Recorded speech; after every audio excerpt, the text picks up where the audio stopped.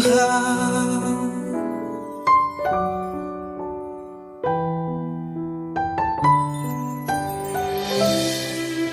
Shalom, selamat pagi Bapak Ibu Saudara yang dikasihi Tuhan. Kita bersyukur pagi hari ini kita masih boleh bersama-sama. Mari sebelum kita boleh belajar bersama-sama, merenungkan kembali kebenaran firman Tuhan, mari kita akan berdoa terlebih dahulu, mohon pimpinan dan penyertaan Tuhan. Mari kita akan berdoa. Bapa dalam surga, kami mengucap syukur untuk pagi ini, ketika kami boleh ada, ketika kami boleh bersama-sama dengan setiap umat-Mu, baik yang ada di gereja maupun di rumah-rumah, dalam setiap peribadatan kami menyerahkan setiap pribadi lepas pribadi kami Tuhan. Biarlah sendiri Tuhan yang boleh senantiasa menyertai kami, sendiri Tuhan yang boleh senantiasa membimbing kami, sehingga kami boleh semakin memahami, kami boleh semakin mengerti apa yang menjadi maksud dan kehendak Tuhan dalam kehidupan kami. Kami serahkan pagi hari ini ke dalam tangan kuasa-Mu, biarlah Engkau sendiri Tuhan yang boleh menyertai, setiap kebenaran firman-Mu ini boleh tertanam dalam setiap hati kami, dalam kehidupan kami, dan ini boleh menjadi ketetapan dalam setiap kehidupan kami. Kami serahkan pagi hari ini Tuhan, kami siap menyambut berkat-Mu hanya dalam nama-Mu yang kudus, haleluya, amin. Bapak Ibu Saudara yang dikasih Tuhan, pagi hari ini bagian firman Tuhan kita diambil dari kitab 1 Samuel pasal yang ke-26 ayat yang ke-27. Mari kita akan buka bersama-sama. 1 Samuel pasal yang ke-26 ayat yang ke-7. Kita akan perhatikan. 1 Samuel pasal yang ke-26 ayat yang ke-7, demikian bunyi firman Tuhan.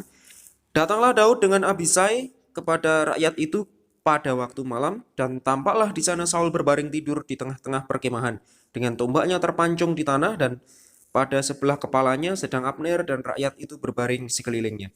Sekali lagi, datanglah Daud dengan Abisai pada rakyat itu pada waktu malam, dan tampaklah di sana Saul berbaring tidur di tengah-tengah perkemahan, dengan tombaknya terpancung di tanah, pada sebelah kepalanya sedang Abner dan rakyat itu berbaring sekelilingnya. Bapak Ibu Saudara, pada bagian ini dalam kitab 1 Samuel pasal yang ke-26 ini menceritakan bagaimana salah satu pelarian Daud dari Saul ketika Saul mengejar-ngejar Daud, dan tibalah pada waktu itu ketika di daerah Hakila, di Bukit Hakila, Saul ini kecapean, mungkin merasa capek, akhirnya teristirahat dan sampai terlelap. Pagi ini kita mau belajar bersama-sama tentang bagian firman Tuhan ini, Bapak Saudara. Apa yang dapat kita ambil? Apa yang menjadi pesan firman Tuhan yang dapat kita gunakan dalam kehidupan kita sebagai media pembelajaran dalam kehidupan kita, sehingga kita boleh semakin mengerti apa yang menjadi kehendak Tuhan. Nah, Bapak Saudara, pagi hari ini saya beri judul bagian firman Tuhan ini, jangan biarkan rohanimu tertidur. Kalau minggu yang lalu kita sudah belajar bersama-sama, jangan lengah. Artinya mengingatkan kepada kita supaya kita berhati-hati. Minggu yang lalu ada 2 poin penting yang harus ada dalam kehidupan kita. Yang pertama, menjadikan Tuhan dan kebenarannya menjadi ketetapan dalam kehidupan kita. Tidak ada yang lain. Artinya ini menjadi satu hal yang harus ada dalam kehidupan kita. Tuhan dan kebenarannya ini harus terpatri dalam setiap hati kita. Terus yang kedua, jangan hanya mengandalkan mata jasmani kita, tetapi latihlah mata rohanimu. Pertajam mata rohani kita, yaitu hati kita ini untuk melihat. Supaya kita tidak lengah, supaya kita tetap berhati-hati, supaya kita tidak terjatuh di dalam belenggu-belenggu dosa. Nah, pagi hari ini saya beri judul bagian firman Tuhan ini, jangan biarkan rohanimu tertidur. Artinya masih ada bagian yang sama dengan bagian minggu yang lalu. Masih ada korelasi yang sama. Masih ada keterhubungan yang sama. Berkisah tentang bagaimana Saul mengejar Daud, dan tibalah pada satu tempat di Bukit Hakila pada waktu itu ketika Saul terlelap dalam tidurnya, sampai-sampai tidak tahu siapa yang datang di perkemahannya. Bahkan tidak cuma Saul yang beristirahat, tidak cuma Saul yang terlelap, tetapi di sebelahnya ada Abner panglimanya dan bahkan tentaranya. Ini menjadi satu hal yang aneh, Bapak Ibu Saudara. Biasanya ketika satu pasukan mendirikan satu perkemahan, walaupun secapek-capeknya orang-orang di sana pada waktu pasti ada orang-orang tertentu yang ditugaskan untuk berjaga-jaga. Tujuannya untuk apa? Supaya ketika tiba-tiba ada pasukan musuh yang menyerang, ada mata-mata yang masuk, ketahuan. Tapi kalau kita perhatikan pada bagian firman ini dalam ayat yang ke-7 di sana jelas sekali menjelaskan ketika Daud dan Abisai datang, Saul, Abner dan para pasukan yang lainnya tertidur. Artinya tidak ada penjaga sama sekali. Bahkan kalau kita lihat runtut nanti setelahnya, ada beberapa benda yang diambil oleh Daud. Nah, pada dasarnya ini menunjukkan kekalahan seorang Saul. Saudara, apa yang menjadi bagian firman Tuhan pagi hari ini yang dapat kita ambil? Nah, Bapak Ibu Saudara yang dikasih Tuhan, ketika Saul mendengar bahwa Daud ini menyembunyikan diri di Bukit Hakila pada waktu itu, dia dengar dari para mata-matanya, oh Daud sedang masa pelariannya, dia sedang bersembunyi di Bukit Hakila. Ketika Saul ini tahu bahwa Daud sedang bersembunyi di Bukit Hakila, maka berkemaslah Saul ini bersama dengan 3.000 orang terpilih, artinya tidak sedikit loh, 3.000 orang terpilih. Bisa kita bayangkan, dalam kondisi perkemahan seperti itu, 3.000 orang tertidur di sana, Bapak Ibu Saudara. Bukan hanya 3.000 orang biasa, bahkan itu 3.000 orang terpilih dari orang Israel untuk mencari Daud di Bukit Hakila. Bapak Ibu Saudara, Saul berkemah di wilayah Bukit Hakila, sedang Daud ada di bagian gurunnya. Pada waktu itu, mengetahui bahwa Saul sudah begitu dekat dengan dirinya, apa yang dilakukan oleh seorang Daud? Si Daud ini tidak tinggal diam, ya wis biarlah seperti itu. Tidak. Dia tidak tinggal diam, dia diam-diam mengintai, memperhatikan keadaan Saul. Apa sih yang dilakukan oleh Saul? Dia mengintai apa yang dilakukan oleh Saul beserta bala tentaranya. Para orang-orang Israel pada waktu itu. Ya. Kira-kira apa yang dilakukan oleh seorang Daud, Saudara? Jadi pada waktu itu ketika malam tiba, Daud ini datang bersama Abisai. Si Daud datang bersama Abisai ke perkemahan Saul pada waktu itu. Di sana tampak, di sana seorang Saul berbaring tidur di tengah-tengah perkemahan. Tadi dijelaskan di ayat yang ke-7 ya. Tidur di tengah-tengah perkemahan dengan tombaknya tertancap di tanah di sebelah kepalanya. Sedangkan Abner, panglima perangnya, juga turut tertidur ternyata. Mungkin saking capeknya, saking lelahnya, dia ikut tertidur berbaring di sebelah Saul. Kemudian rakyatnya mengitari Saul. Bapak Saudara, di sini kira-kira apa yang dilakukan oleh Daud dan Abisai? Kira-kira kalau kita menjadi seorang Daud, menjadi orang-orang yang dikejar, hidup dan matinya tergantung apa yang harus dilakukan. Ketika satu ketika kita menemui orang-orang yang mengejar kita, tertidur, terlelap, dan ada satu kesempatan dari kita untuk mencelakai orang tersebut. Kira-kira apa yang kita lakukan, Saudara? Saya yakin dan percaya tidak sedikit orang yang akan membiarkan hal tersebut. Artinya pasti banyak orang berpikir, wah kesempatan udah datang 2 kali. Wah ini musuh, harus diserang ketika mereka dalam kondisi yang lengah. Minggu yang lalu kita belajar ya, jangan lengah. Kelengahan itu dapat membuat kita jatuh ke dalam berbagai hal. Tidak cuma kehilangan harta benda, bahkan nyawa kita pun juga bisa hilang. Kira-kira apa yang dilakukan oleh Daud dan Abisai, Saudara? Nah, kalau kita perhatikan dalam ayat yang selanjutnya, kita akan tahu, Saudara. Pada waktu itu Abisai ini memohon agar ia dapat segera menikam si Saul ini loh. Dalam kondisi tidur lelapnya, dalam kondisi kelengahannya, dia meminta izin Daud supaya bisa menikam si Saul ini dengan tombak yang ada di sebelahnya. Wah ini terlalu ini ya si Saul. Kalau kita perhatikan dia terlalu amat sangat lengah. Tidak cuma tertidur terlelap, tapi tombaknya juga ada di sebelah kepalanya. Kira-kira apa yang dilakukan oleh Daud? Apakah Daud mengizinkan si Abisai ini untuk menghabisi Saul? Tidak, Saudara. Daud melarangnya. Apa yang dilakukan oleh Daud? Ia hanya mengambil tombak sertakan di air kepunyaan Saul. Kemudian ia meninggalkan Saul. Tidak ada yang melihatnya dan tidak ada yang mengetahuinya. Kenapa kok demikian? Kenapa kok dengan kesempatan yang sebegitu besarnya, kenapa kok si Daud tidak langsung saja ditikam? Di situ juga ada. Metode perang pada waktu itu ketika si pimpinan, ketika si raja, ketika si panglima besar ini sudah terbunuh, artinya mereka kalah. Padahal itu kesempatan emas. Bisa saja dia datang, ditikam, Saul mati, wah dia menang. Tapi kenapa kok tidak dilakukan? Kenapa kok dia hanya mengambil senjata dan kendi airnya? Padahal itu hal tidak penting. Wong musuhnya ada di depan matanya dalam kondisi yang lengah, dalam kondisi yang lelah. Tertidur pulas. Tidak cuma dia sendiri, semuanya orang. Artinya 3.000 orang tadi berarti tidur semua, Saudara. Tetapi yang dilakukan Daud tidak demikian, Saudara. Dia melarang Abner untuk menghabisi Saul. Dia hanya menyuruhnya mengambil senjatanya dan kendi airnya. Bapak Ibu Saudara yang dikasih Tuhan, sebenarnya Daud sama sekali tidak bermaksud mempermalukan Saul di sini. Mungkin banyak orang berpikir, oh diambil senjatanya supaya Daud ini mempermalukan Saul. Wong seorang raja kok senjatanya sampai bisa dilucuti? Kok sampai tidak tahu?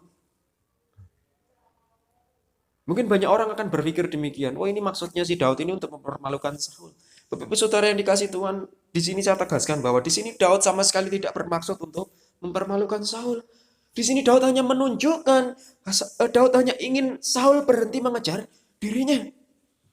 Daud hanya ingin Saul berhenti mengejar dirinya karena ia sama sekali bukanlah ancaman bagi Saul. Kenapa cuma diambil tombak dan kendinya tidak dibunuh? Di sini Daud mau menunjukkan bahwa ini loh, aku bukan ancaman untuk dirimu. Bisa saja aku membunuhmu, tapi aku tidak membunuhmu. Kalau aku memang benar-benar ancaman untuk dirimu, kamu sudah mati. Ini yang mau ditunjukkan oleh seorang Daud, bahwa dia bukan seorang ancaman. Dia sudah capek dikejar-kejar oleh Saul. Terbukti, Bapak Saudara, terbukti waktu ada kesempatan untuk membunuh Saul, tetapi Daud tidak melakukannya. Daud tidak melakukannya. Ia hanya mengambil beberapa barang penting kepunyaan Saul saja untuk menjadi bukti. Nah, Bapak Ibu Saudara, alasan Daud tidak membinasakan Saul ialah karena hal tersebut bukanlah haknya. Daud sadar bahwa itu bukan haknya. Bukan hak seorang Daud untuk menghabisi nyawa seorang Saul. Daud tahu bahwa Tuhan yang mengurapi Saul.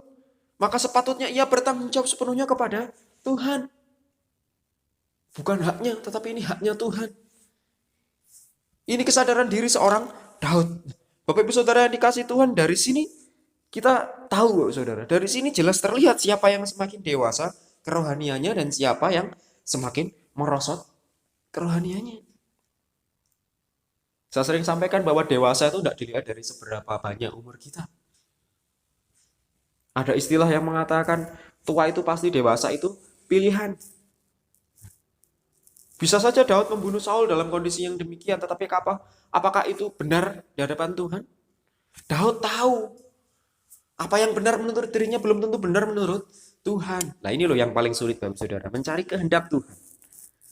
Ketika suatu hal terjadi dalam kehidupan kita, ketika berbagai macam hal terjadi dalam kehidupan kita, sudahkah kita mengetahui kehendak Tuhan? Apakah itu benar-benar kehendak Tuhan atau kehendak pribadimu? Tidak mudah, Bapak Ibu Saudara. Tapi Daud tahu. Dia bisa saja membunuh Saul, tapi dia tidak membunuhnya karena tahu itu bukan haknya. Tuhan yang mengurapi Saul, artinya itu bukan haknya, itu haknya Tuhan.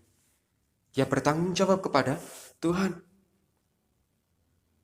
Dari sini kita tahu, Bapak Saudara, siapa yang semakin dewasa, siapa yang semakin merosot imannya. Dari sini kita melihat bahwa Daud semakin terbentuk karakternya, di mana ia semakin menghormati dan memahami kehendak Tuhan. Dia tahu apa yang menjadi kehendak Tuhan dalam hidupnya. Dia tahu itu bukan haknya, itu haknya Tuhan. Tapi kalau kita lihat sedangkan Saul, apa yang dilakukan seorang Saul, Saudara? Saul semakin hari semakin merosot di dalam berbagai aspek kehidupannya. Padahal dia seorang raja, seorang panutan. Menjadi panutan para rakyatnya. Tapi karena ambisi pribadinya, karena ego pribadinya, meruntuhkan segala sesuatunya.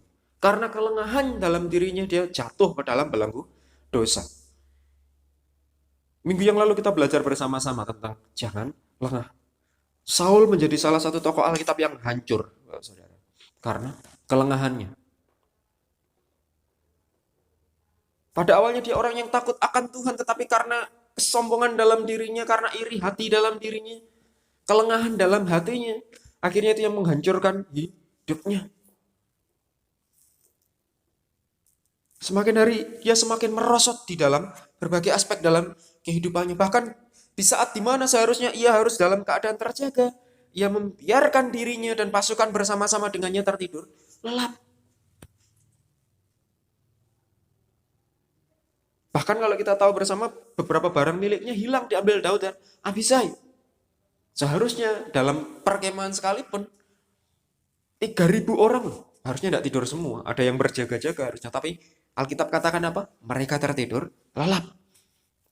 Nah, Bapak Ibu Saudara yang dikasih Tuhan, ini yang menjadi pesan Tuhan bagi kita pagi hari ini. Apa yang menjadi pesan Tuhan?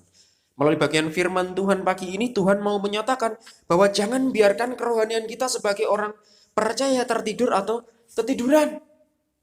Nah, ini saat dimana orang percaya bangkit dari ketertidurannya. Mari kita bangkit dari ketertiduran kita. Bangunkan iman kita yang sedang Tidur.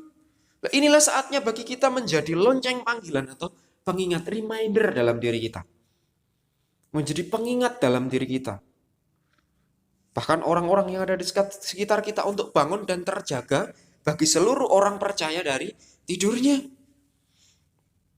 Bapak Ibu Saudara yang dikasihi Tuhan, kondisi pandemi yang terjadi saat ini, konflik yang terjadi saat ini, di tengah situasi yang tidak baik saat ini. Kita dalam situasi yang tidak baik, Saudara. Benar? Beberapa waktu yang lalu sempat beberapa bulan gereja dirumahkan. Kita bersyukur ketika beberapa minggu ini, beberapa bulan ini kita sudah boleh kembali bersama-sama beribadah di gereja, walaupun belum bisa maksimal, belum bisa semua kegiatan kita kerjakan kembali, karena ada batasan-batasan yang perlu dipahami. Tapi jangan jadikan ini menjadi satu jalan kelengahan bagi kita untuk semakin jauh daripada Tuhan. Jangan ini menjadi satu sarana, menjadi alat kepanjangan tangannya iblis untuk membuat kita, iman kita ini tertidur. Sehingga rohani kita pun tertidur. Tapi jadikan ini menjadi batu loncatan, oh Tuhan mau mengubah hidupku. Ada proses yang harus aku lalui. Di tengah kondisi pandemi yang terjadi, Saudara, di saat ini, di seluruh dunia, termasuk bangsa kita yang sampai saat ini masih terus bertambah, Saudara. Di mana banyak orang-orang membatasi dirinya untuk tidak bisa bergerak bebas. Tidak menjadikan alasan bagi kita sebagai orang yang percaya untuk turut membiarkan kerohanian kita tertidur. Ketika sudah mulai boleh kembali ke gereja, berapa banyak orang yang lupa jalan ke gereja, Bapak Saudara. Jangan sampai kita lupa jalan ke gereja, Bapak Saudara. Karena sudah terlalu enak ibadah di rumah. Waduh, di rumah enak sambil lihat HP. Pak Pendeta yuk enggak tahu kok aku duduk koloran, wah di kamar aja enggak apa-apa beribadah. Bapak Saudara, yang harus kita ketahui memang Tuhan ada di mana-mana, tetapi Tuhan tahu keberadaan kita. Hatimu sungguh-sungguh enggak ketika datang kepada Tuhan? Atau hanya sekadar rutinitas saja? Karena terlalu enak dinina bobokkan dengan kondisi yang seperti ini, sekolah di rumah, bekerja di rumah, beribadah di rumah. Pada akhirnya, ketika kondisi sudah mulai membaik, sudah mulai bisa ke gereja, akhirnya apa yang terjadi? Lupa jalannya ke gereja. Lupa arahnya ke gereja. Pada dasarnya tahu, tetapi membuat dirinya lupa, saudara.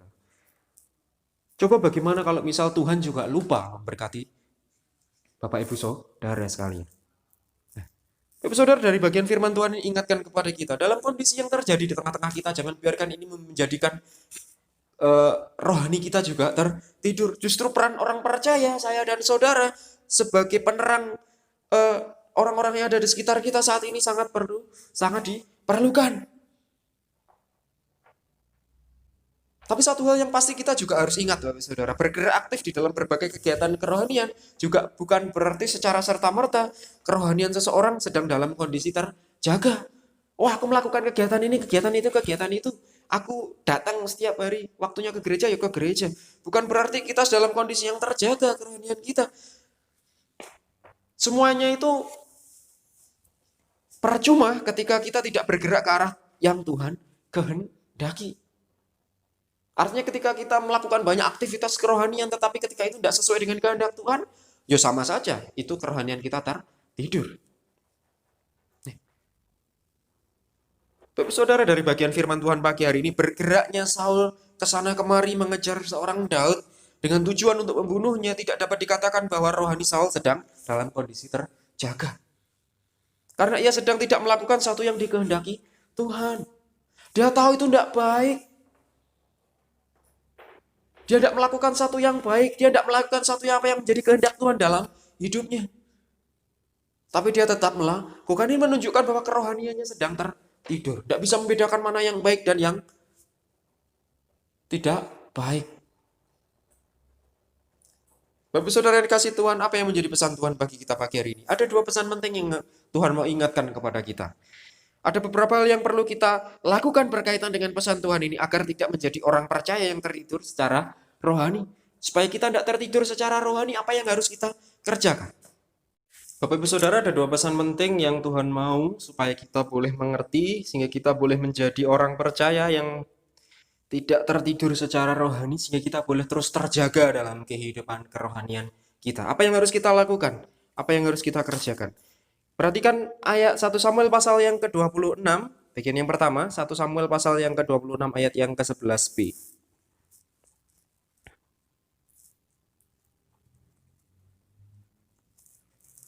1 Samuel pasal yang ke-26 ayat yang ke-11b. Ambillah sekarang tombak yang ada di sebelah kepalanya dan kendi itu, dan marilah kita pergi. Sekali lagi, ambillah sekarang tombak yang ada di sebelah kepalanya dan kendi itu, dan marilah kita pergi. Bapak Ibu Saudara, ada dua pesan penting yang harus ada dalam kehidupan kita sehingga kita menjadi orang-orang Kristen yang benar-benar terjaga dalam kerohanian kita. Sehingga kita boleh mengambil benar-benar sikap yang perlu, sikap yang harus kita kerjakan ketika situasi itu tidak baik dalam kehidupan kita. Sehingga kita tidak terlelap, sehingga kita tidak lengah, sehingga kita tahu apa yang harus kita kerjakan. Menjadi pesan Tuhan yang pertama, apa yang menjadi pesan Tuhan yang pertama dari ayat yang ke-11 tadi?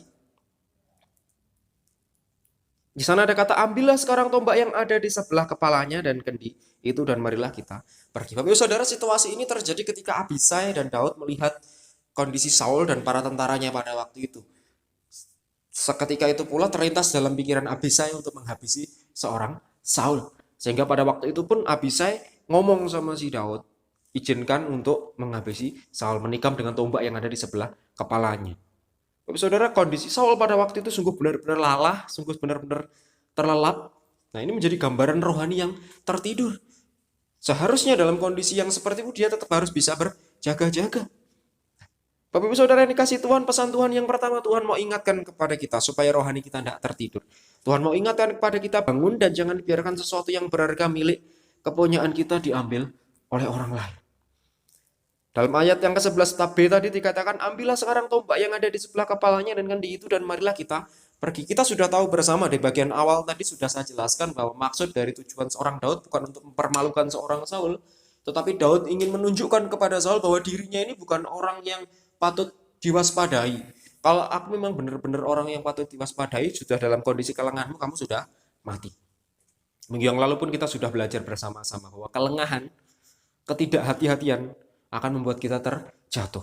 Bukan hanya benda-benda kita yang hilang saja, bukan hanya apa yang ada di sekeliling kita saja yang terhilang, tetapi bisa-bisa nyawa kita juga terhilang ketika kita lengah. Pada waktu bagian firman Tuhan ini dijelaskan bahwa kondisi Saul pada waktu itu sedang lengah, rohaninya sedang tertidur. Nah, pesan Tuhan yang pertama, Tuhan mau ingatkan kepada kita, jangan tertidur, bangun. Bangun dan jangan biarkan sesuatu yang berharga milik kepunyaanmu diambil oleh orang lain. Bagaimana supaya barang-barang kita yang ada di sekitar kita tidak diambil oleh orang lain? Ya harus terjaga, harus dipantau, harus diawasi, itu yang harus ada dalam kehidupan kita.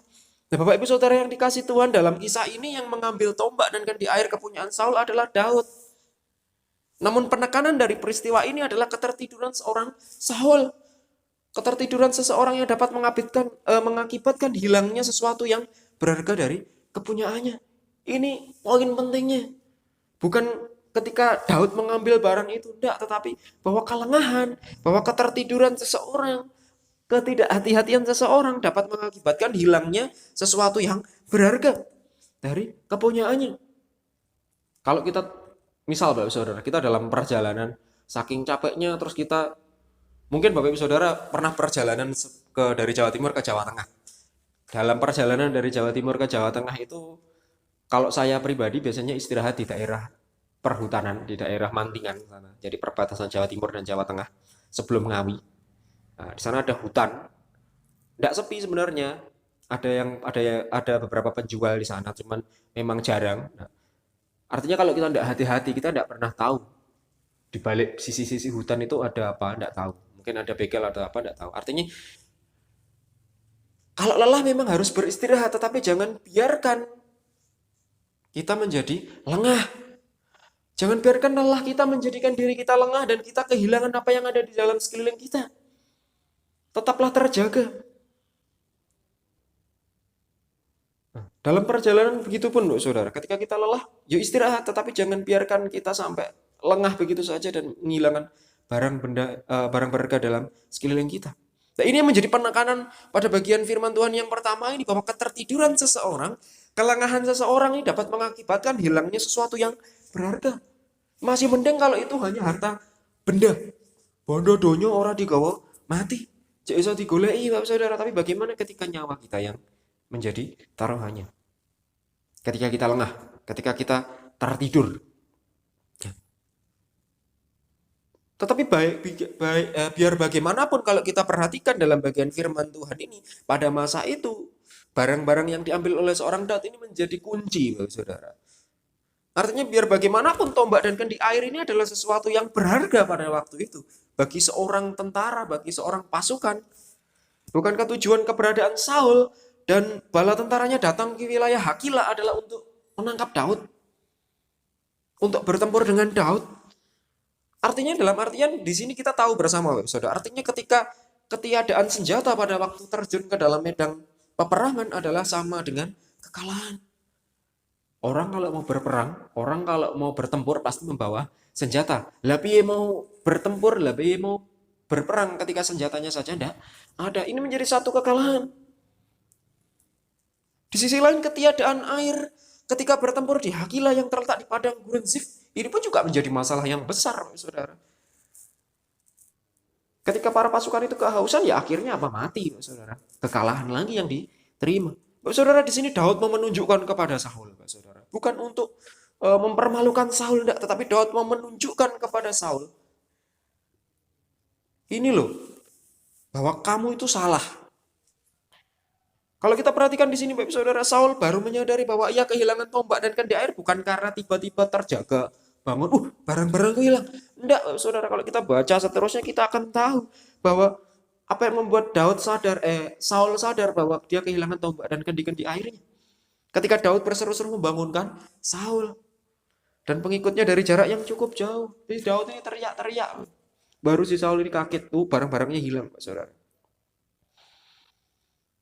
Saudara yang dikasih Tuhan, dari sini kita bisa membayangkan begitu terlelapnya seorang Saul sampai-sampai ada orang datang di perkemahannya enggak tahu.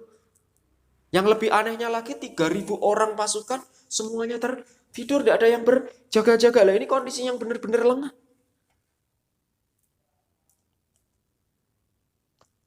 Begitu terlelapnya Saul sehingga tidak menyadari sama sekali ada yang terjadi. Enggak tahu ada yang datang. Bersyukur yang datang ke perkemahan seorang Saul ini seorang Daud dan Abisai. Bukan sekawanan penyamun. Kita tahu bersama penyamun padang gurun pada waktu itu. Enggak cuma harta benda yang hilang, bisa-bisa nyawa juga hilang. Bisa-bisanya di tengah kondisi seperti itu dia terlelap. Ini menjadi gambaran rohani yang tertidur, Saudara. Ini menjadi gambaran rohani yang tertidur. Begitupun dalam kehidupan saya dan saudara. Mungkin secara tampak mata biasa-biasa saja datang ke gereja seperti ini, pelayanan seperti itu. Tapi seperti di awal tadi saya jelaskan, Bapak Saudara, ini bukan menunjukkan bahwa kondisi rohani kita juga sedang terjaga. Kondisi kita benar-benar terjaga ketika kita benar-benar melayani Tuhan sesuai dengan kehendak Tuhan.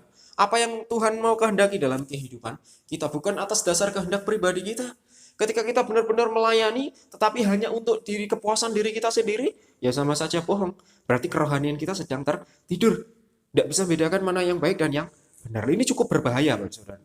Benar-benar berbahaya. Benar-benar berbahaya. Kita tidak akan bisa membedakan mana yang benar, mana yang salah. Tabrak semuanya nanti, Bapak Saudara. Saudara, dari gambaran kehidupan seorang Saul, dari gambaran perjalanan seorang Saul ini, dari semua kehilangan yang Saul alami, Saudara, ada satu hal yang paling berharga yang sesungguhnya sudah lama hilang dari dalam diri Saul, Saudara. Kira-kira apa yang sudah lama hilang dari dalam diri Saul, Saudara? Bukan hartanya, bukan. Bukan karena pada suatu nanti tahtanya hilang, bukan. Bukan rakyatnya hilang, enggak. Tapi ada satu hal yang sudah lama hilang dari dalam diri Saul, yaitu apa? Tuntunan Tuhan. Tuntunan Tuhan sudah lama hilang dari dalam diri Saul sehingga dia tidak bisa membedakan apa yang benar, apa yang salah. Dengan dia mengejar-ngejar Daud saja sudah salah. Berbeda dengan seorang Daud, bisa saja dia punya kesempatan untuk menghabisi seorang Saul, tapi dia tidak melakukannya karena dia sadar itu bukan haknya. Itu hak Tuhan yang mengurapi Saul. Tapi kita lihat berbeda dengan kehidupan seorang Saul. Dia seorang raja yang dihormati. Dia seorang raja yang menjadi panutan. Tapi bisa-bisanya dia melakukan hal yang tidak sesuai dengan kehendak Tuhan. Karena dia sudah kehilangan tuntunan daripada Tuhan yang membuatnya dia lupa arah. Sehingga dia tidak bisa melihat arah yang benar. Ini menjadi gambaran bahwa Saul ini ternyata sudah tertidur sejak lama. Makanya minggu yang lalu saya pakai contoh seorang Saul, saudara. Seorang tokoh Alkitab yang hancur, saudara. Pada awalnya takut akan Tuhan, pada awalnya diberkati Tuhan, tapi pada akhirnya hancur karena apa? Kelengahan dalam dirinya. Ada dosa iri hati dalam dirinya yang membuat dia akhirnya terjatuh. Lah Bapak Saudara, pesan Tuhan yang pertama ingatkan kepada kita supaya kita jangan tertidur. Tidur dan tertidur itu beda lah Bapak Saudara. Tidur boleh, tertidur jangan. Kalau tidur itu memang kita sudah mempersiapkan diri kita untuk tidur. Oh nanti tidur sekian jam nanti bangun. Memang itu menjadi satu hal yang harus ada dalam kehidupan kita. Tapi berbeda dengan tertidur. Tertidur itu satu hal yang tidak disadari Bapak Saudara. Duduk kecapean tahu-tahu tertidur. Nah, ini berbahaya Bapak Saudara. Bagian firman ini ingatkan kepada kita. Pesan Tuhan yang pertama ingatkan kepada kita, bangunlah. Jangan biarkan rohanimu tertidur, bangun. Jangan biarkan sesuatu yang berharga milik kepunyaanmu diambil orang. Bagaimana supaya ini tidak hilang? Ya terus terjaga, berjaga-jaga dalam dirimu. Bagian firman Tuhan ingatkan kepada kita bahwa hari-hari ini adalah jahat. Iblis itu sama seperti singa yang mengaum-ngaum, yang sedang mengamat-ngawati saya dan saudara, melihat celah kecil. Ketika ada celah sekecil apapun, dia akan masuk ke dalam diri saya dan saudara. Merobek-robek kerohanian kita, dan akhirnya apa? Kita terjatuh. Kelengahan yang membuat kita terjatuh di dalam belenggu dosa. Nah, Bapak Saudara, pesan Tuhan yang pertama ingatkan kepada kita bahwa kita harus nantiasa terjaga, harus nantiasa bangun. Jangan biarkan iblis mengambil celah dalam kehidupan kita sehingga kerohanian kita tertidur. Sehingga kita tidak bisa membedakan apa yang benar, apa yang salah. Tapi ikuti kehendak Tuhan, dengar suara Tuhan. Apa yang Tuhan mau, apa yang Tuhan kehendaki itu yang harus kita lakukan. Nah, ini menjadi pesan Tuhan yang pertama. Pesan Tuhan yang kedua, yang terakhir, apa yang harus kita lakukan? Kita perhatikan kembali ayat yang ke-7. Di pasal yang ke-26. Datanglah Daud dengan Abisai kepada rakyat itu pada waktu malam, dan tampaklah di sana Saul berbaring tidur di tengah-tengah perkemahan dengan tombaknya terpancung di tanah. Pada sebelah kepalanya sedang Abner dan rakyatnya itu berbaring sekelilingnya. Nah, Bapak Ibu Saudara yang dikasih Tuhan, kalau yang pertama tadi Tuhan ingatkan supaya bangunlah, terjaga-jagalah. Jangan tertidur biar barang-barangmu tidak hilang. Artinya harus siap sedia, berjaga-jaga apapun kondisinya, baik tidak baik. Kita harus nantiasa terjaga. Kemudian apa yang kedua dari bagian firman Tuhan di ayat yang ke-7?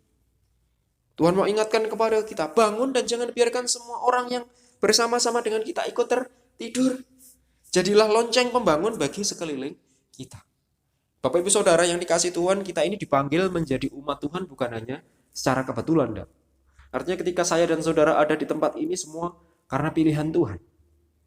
Ketika kita mau memberikan diri kita untuk Tuhan, artinya kita harus siap dipakai Tuhan.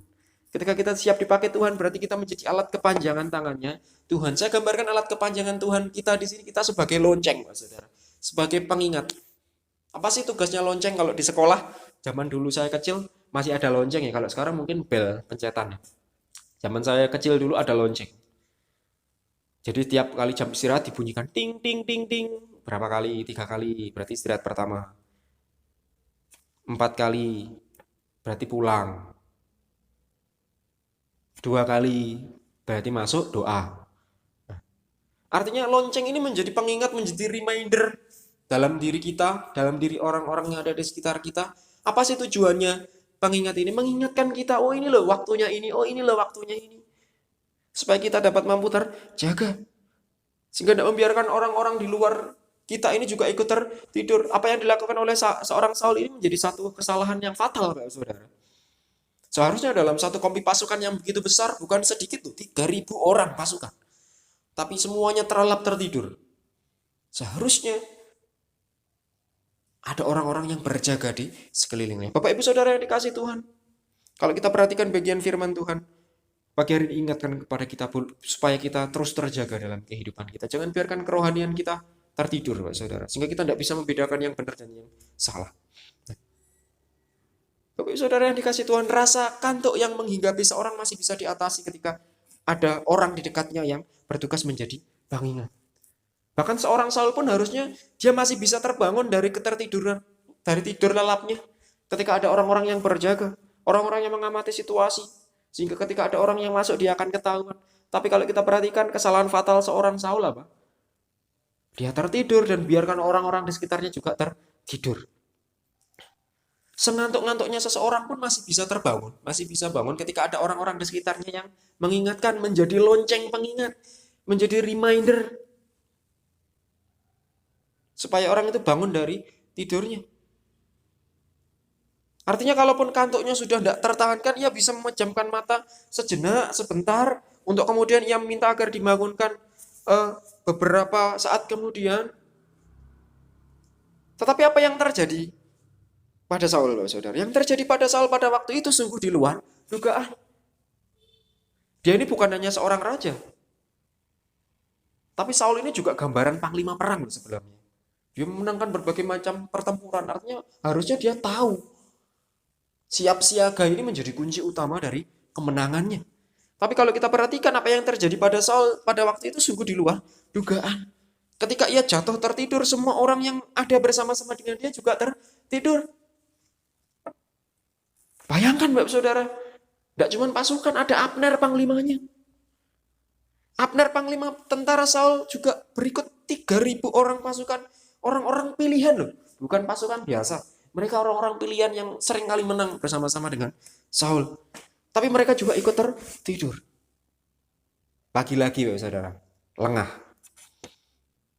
Kelengahan ada dalam kehidupan mereka. Tidak ada satupun orang yang berjaga-jaga. Jadi tidak heran Bapak Saudara kalau kita perhatikan, tidak heran ketika Daud berseru-seru membangunkan Saul dari tidur lelapnya.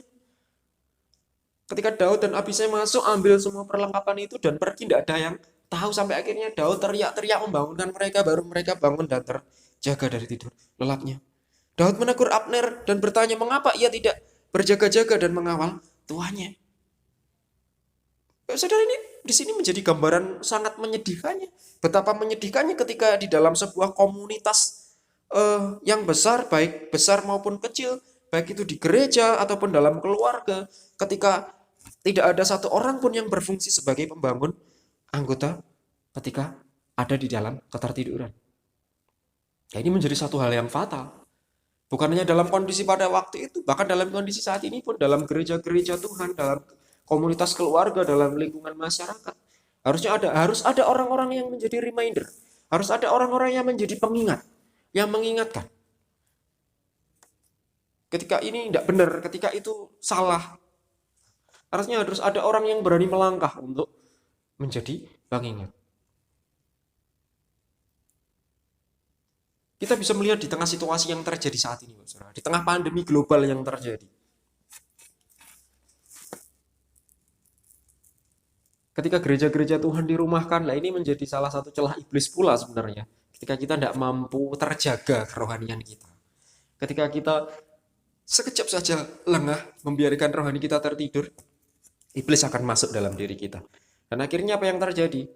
Sama seperti di awal tadi yang saya katakan, akan lupa jalannya ke gereja. Karena merasa nyaman di Nina Bogok Kanoneng, omahnya bisa ibadah.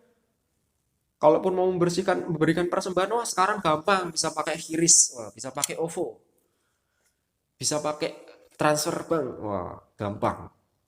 Nah, tapi esensi ibadah yang sesungguhnya bukan itu, saudara. Esensi ibadah yang sesungguhnya ketika kita bertemu muka dengan Tuhan. Memang dimanapun kita berada, Tuhan ada dalam diri kita. Ketika kita sungguh-sungguh ada. Tapi satu hal yang harus kita ingat, Tuhan tahu keberadaan saya dan saudara. Sudahkah kita benar-benar beri diri untuk Tuhan? Sudahkah kita benar-benar sungguh-sungguh datang kepada Tuhan? Ya, saudara. Seringkali kesempatan ini yang membuat kita menjadi lengah. Nah, ketika berbicara kesempatan, saya jadi ingat, saudara. Kalau beberapa tahun yang lalu, beberapa waktu yang lalu, saya tidak tahu sekarang masih ada atau tidak. Kalau dulu ada tayangan patroli di salah satu televisi nasional, salah satu televisi swasta nasional, ada Bang Napi di akhir. Jadi setelah semua acara berita-berita itu selesai, selalu ada di akhir ada Bang Napi yang ngomong dari balik jeruji besi bahwa kejahatan bukan hanya terjadi karena niat pelakunya, tetapi juga karena adanya kesempatan. Nah, karena kesempatan kecil apapun itu, kesempatan ini menjadi celah yang besar bagi iblis untuk masuk ke dalam diri kita, saudara. Nah, ini pun yang terjadi akhir-akhir ini. Di tengah pandemi global yang terjadi, bukan hanya ekonomi negara yang mulai mengalami resesi, Pak Saudara. Banyak PHK terjadi di mana-mana, enggak. Bahkan gereja pun mengalami resesi, Pak Saudara. Ketika pandemi ini sudah mulai menurun, gereja-gereja sudah mulai beribadah di gereja. Kita lihat di luar sana, banyak gereja yang mengalami pergeseran, Pak Saudara. Banyak jemaatnya yang mulai tersesat, lupa jalan ke gereja. Karena apa? Merasa nyaman dinina bobokkan. Karena apa? Rohaninya tertidur, Pak Saudara. Pak Saudara, dari sini bagian firman Tuhan ingatkan kepada kita. Belajar dari perjalanan seorang Saul, Pak Saudara. Dia orang yang diurapi secara langsung. Dia menjadi raja bangsa Israel. Menjadi seorang panutan, menjadi seorang contoh, menjadi seorang teladan. Tetapi apa yang terjadi? Dia kehilangan tuntunan daripada Tuhan. Sehingga dia buta, Pak Saudara, secara rohani. Tidak bisa membedakan yang benar dan yang salah. Imannya iman tabrak terus, saudara. Artinya apa? Tabrak terus aja. Semuanya benar menurut pribadi. Ini menjadi berbahaya ketika kita kehilangan tuntunan Tuhan. Bapak saudara dikasih Tuhan melalui bagian firman Tuhan pagi hari, mari kita lihat kedalaman hati kita. Kita semua yang datang beribadah, sudahkah kita benar-benar memiliki hati yang tulus? Sudahkah kita berdoa mohon Tuhan, Tuhan sucikan, kuduskan, layakkan hatiku benar-benar datang kepadamu. Ketika aku benar-benar datang kepada Tuhan, biarlah aku hanya sungguh-sungguh hanya untuk bertemu dengan Engkau. Bukan karena tendensi-tendensi yang lain. Mari terus terjaga, saudara. Mari terus kita melihat sekeliling kita. Pesan Tuhan yang kedua ingatkan kepada kita. Bukan hanya membangunkan diri kita sendiri saja, tetapi jadikan diri kita ini menjadi reminder, menjadi pengingat bagi orang-orang yang ada di sekitar kita. Kalau tahu orang itu salah, ya diingatkan. Walaupun konsekuensinya besar.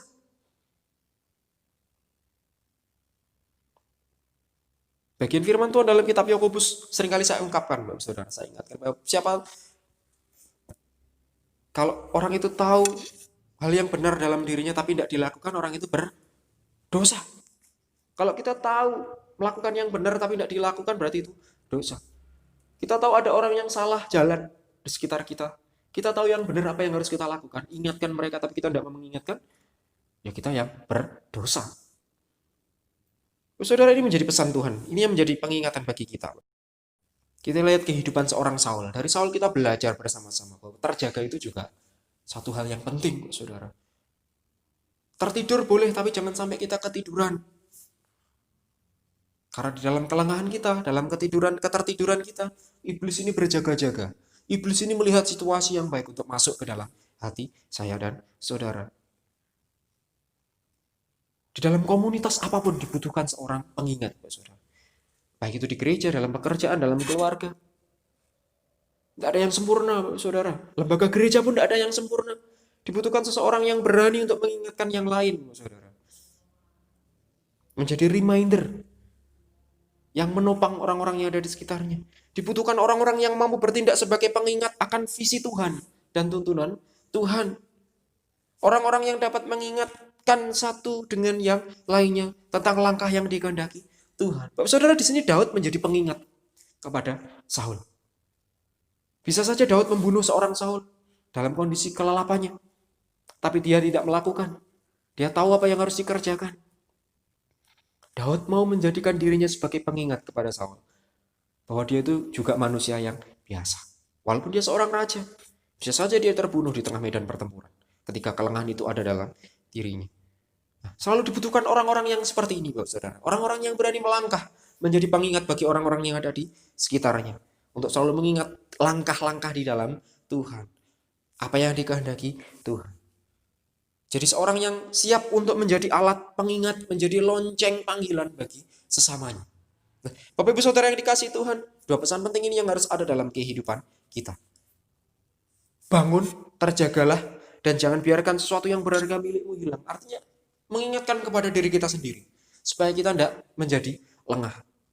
Kemudian yang kedua, bangun dan jangan biarkan orang-orang yang ada di sekitarmu juga ikut tertidur. Artinya apa? Kita menjadi pengingat, kita menjadi lonceng, menjadi reminder sehingga orang-orang yang ada di sekeliling kita yang boleh benar-benar hidup berjalan dalam ketetapan Tuhan. Bapak Ibu Saudara yang dikasihi Tuhan, kita tidak dapat memungkiri bahwa tidur merupakan sebuah anugerah yang Tuhan berikan dalam setiap kehidupan kita yang masih tinggal di dunia ini. Capek ya berarti memang harus beristirahat, harus tertidur. Bahkan Tuhan pun juga tidur. Tuhan Yesus pun juga tidur. Tubuh kita juga sudah dirancang oleh Tuhan sedemikian rupa untuk dapat menikmati tidur. Itu memang benar. Manusia butuh tidur, memang benar. Tapi satu hal yang harus kita ingat, Bapak Saudara. Tidur itu berbeda dengan ketiduran. Artinya secara jasmani ketiduran adalah sesuatu yang masih dapat diterima apabila seseorang mengalami kelelahan. Nek kesel ya, memang normalnya kelelahan ketiduran. Tetapi orang yang mengalami ketiduran rohani akan mengakibatkan kerugian yang sangat besar. Artinya ketika kerohaniannya tertidur, dia akan secara otomatis buta secara rohani. Tidak akan bisa membedakan yang baik dan yang salah. Jadi ini menjadi gambaran yang jelas bahwa ini merupakan kekalahan dan kehilangan banyak hal yang penting. Bapak Ibu Saudara, pesan Tuhan bagi kita pagi hari ini melalui bagian firman Tuhan pagi hari ini ingatkan kepada kita supaya kita kembali diingatkan untuk kita jangan lengah. Supaya kita jangan biarkan rohani kita tertidur. Ada dua pesan penting tadi yang boleh Tuhan ingatkan melalui bagian firman Tuhan ini. Bangun dan jangan biarkan sesuatu yang berharga milik kepunyaanmu diambil orang, artinya berbicara tentang pribadi kita. Yang kedua, bangun dan jangan biarkan orang-orang sekelilingmu juga ikut tertidur. Kita harus menjadi reminder, pengingat bagi orang-orang yang ada di sekitar kita. Mari Bapak Saudara, biarlah melalui bagian firman Tuhan yang singkat ini boleh menguatkan setiap kita, sehingga kita boleh menjadi pengingat, kita boleh mengingatkan diri kita sendiri, orang-orang yang ada di sekitar kita, sehingga kita boleh menjadi umat Tuhan yang taat. Amin. Mari kita akan berdoa. Bapak Surgawi, kami mengucap syukur untuk firman pagi hari Tuhan, ketika kami boleh bersama-sama belajar, ketika kami boleh bersama-sama untuk boleh mengerti apa yang menjadi maksud dan kehendak Tuhan dalam kehidupan kami. Biarlah Engkau Tuhan ubahkan kami melalui kebenaran firman pagi hari ini, sehingga kami boleh terus berjaga-jaga, sehingga kami boleh menjadi umat Tuhan yang taat dan setia. Kami serahkan umat-Mu Tuhan, baik yang ada di gereja maupun di rumah kami masing-masing. Biarlah kiranya penyertaan yang daripada Tuhan boleh benar-benar nyata dalam kehidupan kami, sehingga firman-Mu pagi hari ini Tuhan boleh menjadi berkat bagi kami, sehingga hati kami boleh menjadi tanah yang subur, yang siap menuai berkat kebenaran firman. Kami serahkan pagi hari ini hanya dalam nama-Mu yang kudus. Haleluya. Amin. Amin. Selamat pagi. Tuhan Yesus memberkati kita sekalian.